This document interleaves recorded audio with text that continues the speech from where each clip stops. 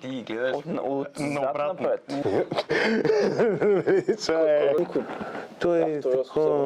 Той е малко като от хаос пише, малко в този. Книги. Той комикси. този е с, ти викам, той е Устър Дживс, дето го е написал. Не Джером, ами този другия. Кариерата си. Хю Лори и Стивън Фрай играят Устър Дживс и на тях им избухва кариерата с това. Те после... НЛО. Те първо, че правят скетчове. Един крака зад него ходи оръженосеца му, който така два кокосови ореха.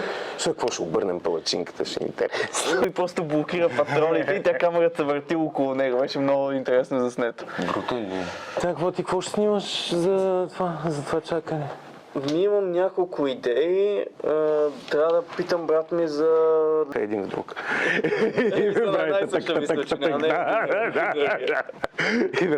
Не съществуват като начало на предните филми. И реално трейлера на Мачете го излъчват в... нещо подобно и може да му взема някоя престилка или той да играе. Не знам, ще видим дали той е там и някой да седи и да чака напред.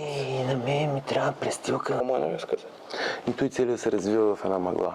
Не съм правил кастинг, ама трябва да направим някакъв кастинг. Трябва ни човек, момче някакво. Момче, младо момче. 25-6 годишно, примерно. Светли очи, светла коса. Нещо нервак. Там да стои да нервничи отпред. Но не се пика.